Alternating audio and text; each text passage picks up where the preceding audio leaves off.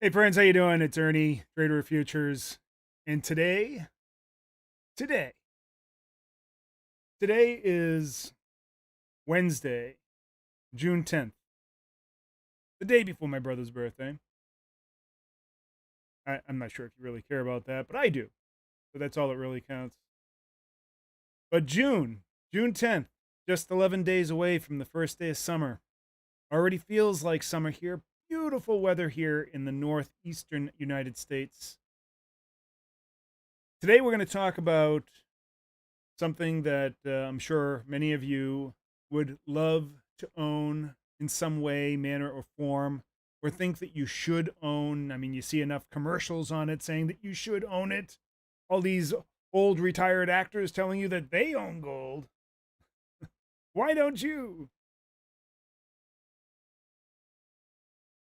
But in fact, gold should be a portion of everyone's portfolio.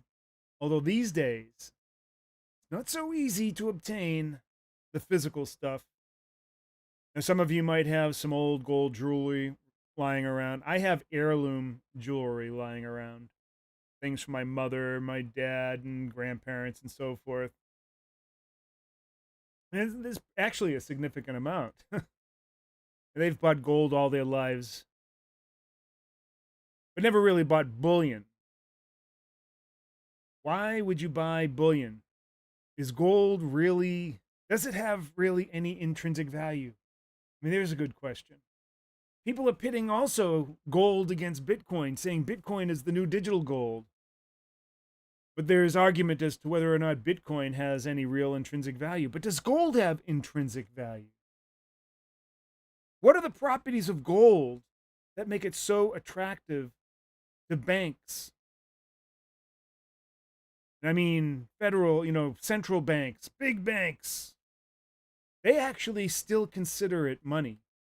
And the primary thing that they exchange back and forth, or one of the primary things.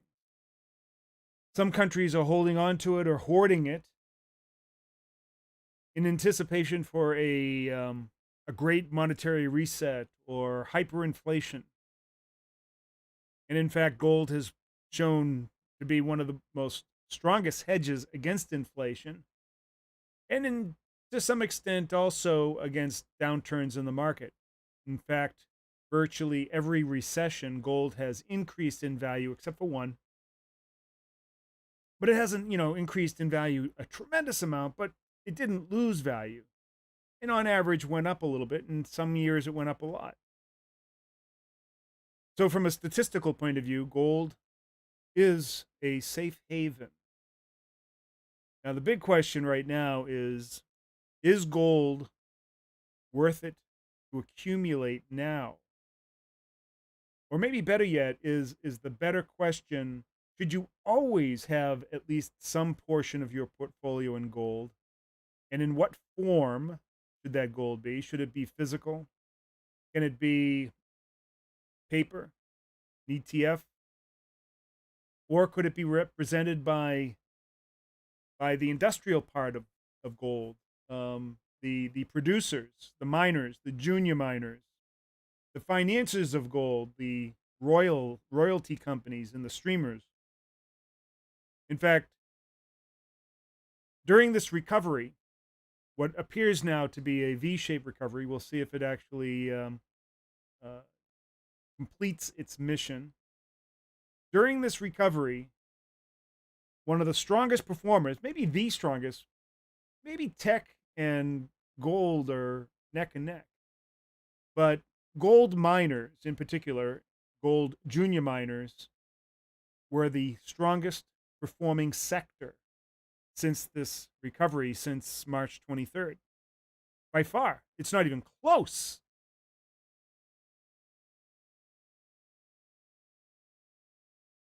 Not even close. I mean, it's not even worth debating, because it's not, there is no debate. I mean, the numbers prove it out. And yet, gold in February, just before that great decline, declined with everything else very quickly. I mean, deflated almost immediately.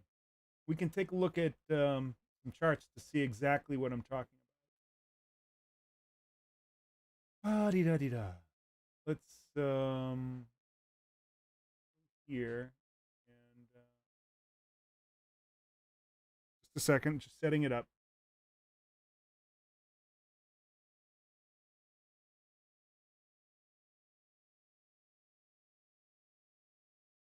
This on the daily chart.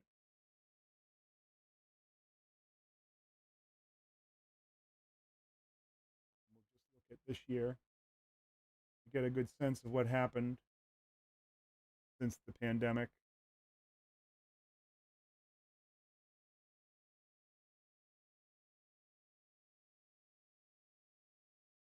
All right.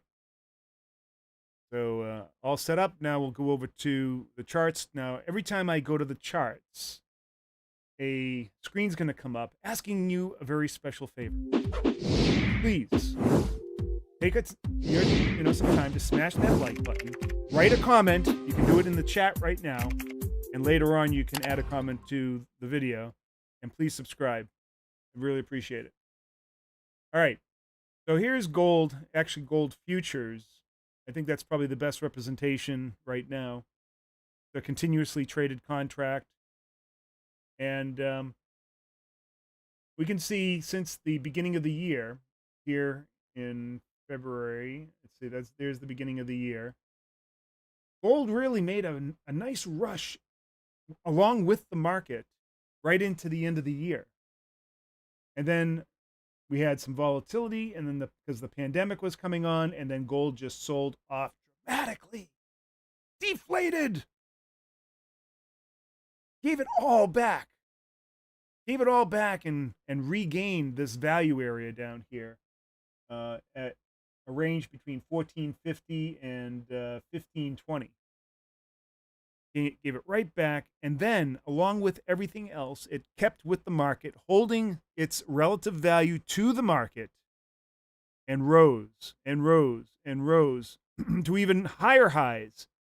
Now, a lot of people would believe this is because the market was in turmoil. Unemployment was just horrendous. Companies going bankrupt. All of this are people rushing into gold as a safe haven. Now, over the past month and a half, 2 months, we've been consolidating, building up a base. This is a very strong pattern, but what isn't so strong is the volume. And I want you to take close note of this. We can see down here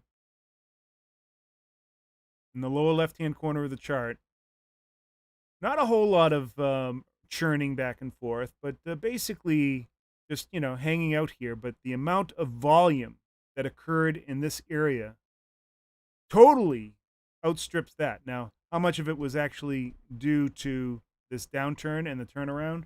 Well, we can easily take a look at that by taking that out of the picture. And so we took the downturn out of the picture, right? Now we're in the past looking at the gold chart. And I want you to take a look at this consolidation here. All right. This was between the summer or the end of the summer of last year, right up until the end of the year. Strong consolidation. Look at the size of that value node and all that volume. This is a sure sign of building a base, getting ready to move higher. All right. In the same way that it did prior to that, we built a base. You can see another big volume node down here, and then moved higher, creating a volume well because no one was interested in gold, its value in those areas. It was interested in the destiny, the direction. It needed to go from 1200 to 1400 and then establish another base. And then once that base was complete, again, huge volume node, we moved up to all-time highs along with the market. The market was surging, gold was surging, keeping relative value with the market. That's what happened. Then the pandemic happened, gold deflated like everything else. People were looking for cash. They needed cash. Gold did its job. They needed the cash now. So they sold out of gold. And then the market turned right around and gold stayed with it. People put the money back into gold, or they put it into the market. Either one was a huge winner. Huge, huge winner. Now gold has come up here and is unable, has made 1, 2, 3, 4 separate attempts of breaking 1750. Now now this big blue band up here is actually a feature from, if I go to a weekly chart, going way back about 6, 7, 8 years, go back and you'll see it is a feature on the weekly charts, big rounded bottom. Since 2011, we've created this big rounded bottom, and we've created this kind of neckline, a range between 1750 and 1850. We have been unable to penetrate that. Now, the question is, are we consolidating now to do that next penetration? I mean, that appears to be what happened back here. We did a huge consolidation from 2016 to 2019, pushed our way up, another relatively big consolidation, pushed our way up. The pandemic happened, we deflated, people got their cash out, then reinvested right away because it was obvious the market was going up again, and then consolidated again, but we're not getting the same kind of volume. Now, there's some volume way back here that's left over, but if we take that out of the picture, right, we see that there really isn't much volume up here at all. You see how the volume profile changed, because this is a chart-wide volume profile. So the volume profile changed to indicate what volume occurred within the chart that is visible, the visible region in the chart. All right. So now we're just isolating this. When I bring this in and I bring this other data in from 2011, you can see there was much, much more volume that was contained within this topping pattern here with the bubble burst on gold. I take that away, and almost all that volume goes away. There's just a tiny little bit of volume. The point is here, up top, this consolidation, if we were to zoom in on that,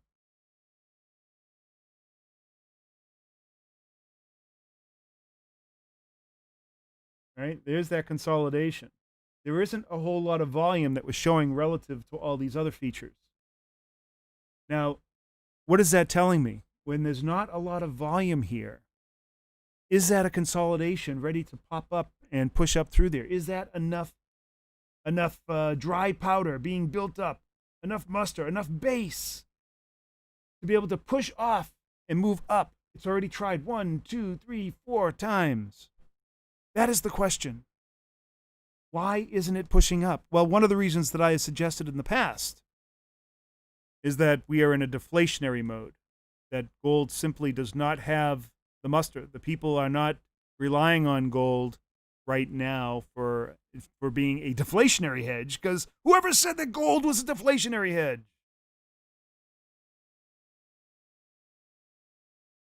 Now, what has happened in all of this time is that, well, first of all, prior to even this, gold miners were going off the deep. I mean, they were just going to the moon.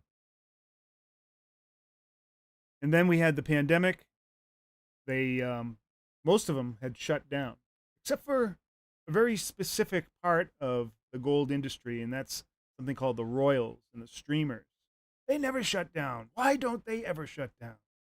Why don't gold streaming companies and royalty companies ever shut down? Because there's nothing to shut down. They're just an office.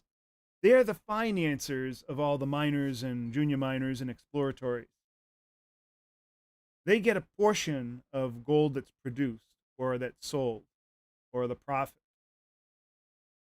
They're just cash machines, run with very small offices, low overhead. They continued to go up because gold recovered. Some mines reopened. Acquisitions started to churn. creating tremendous opportunity for the investor. And actually, this is really the basis that I started Asymmetric Advisors, because of these huge boom and bust cycles that happen that are natural in natural resources like gold, like copper, like natural gas, like crude oil, like cannabis, even silver, all of these things, even aluminum, aggregate. All of these natural resources are going through huge churn, boom, bust, creating tremendous volatility. And if you know where to put your money, you can make a ton with relatively little risk. And in fact, I am going to be doing a webinar this weekend, and actually for the next few weekends. If you go down below, you can sign up for it. It's open to the public. It's also going to be part of my weekly meeting that I do with the Gold Advisor subscribers.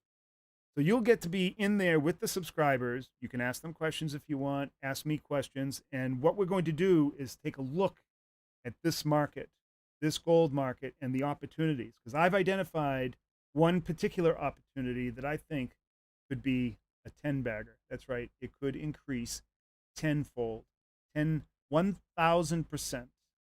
And I'm going to give that away in this webinar. So sign up now. Now, I'm not going to tell you what it is now. I mean, what would the use be? I mean, it's all about this. I haven't even told my subscribers yet. But if you're a subscriber, you would know that the calls that I've made have been spot on. The calls that I've made on gold over the past year have been spot on. The calls I've made on Bitcoin have been spot on. And doing some heavy research in this, and I believe that I've found something. Something has been revealed to me. A recent industry action that is setting up that I believe is going to be extremely profitable. Sign up for the webinar, and I'll give that to you. And then, in exchange, you can listen to what we do at the Asymmetric Advisors and decide whether or not this is something for you. We're investors. We're not traders. We don't sit here and do day trading and swing trading. We speculate and invest for the long term. And we're looking for asymmetric returns. I'm talking about 2x, 5x, 10x, even 50x returns on the things that we do. We wait like ninjas, waiting to pounce on the best opportunity. And for the price that you pay for that, it's unbelievable. And with this particular call, you'll probably make enough to pay for 10 years of asymmetric, if it works out. No guarantees. But so far, we have a very good track record, even though we've only been here for a certain amount of time, but the strategy is sound. All right. So there we are. We're heading into what I think is a divergence of ideas. We're consolidating right below a key level. We're heading into unbelievable uncertainty. Is the market going to go up? Is it going to go down? Are we going to experience inflation or deflation? All this stuff is going to play heavily on the natural resource market and the stock market. And that's what we're going to look at. All right. I have some people that are power washing the house right now. We're having our house painted, so they're going to be making some noise. So I'm going to cut this short. And before I do,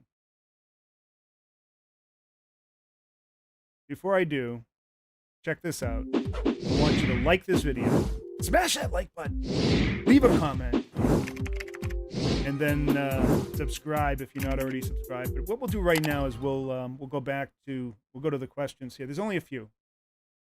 Chris Rock says, friends of mine believe in a new gold standard and Nasara law. I don't really know what that is. Seems like a stretch to me. I have gold from my grandparents and dad, and silver too. Awesome. Frank says, gold is the only trust. BTC can't beat that. Yeah, I agree with that. Gold actually has real intrinsic value. You can actually use gold even if you don't use it as money, right?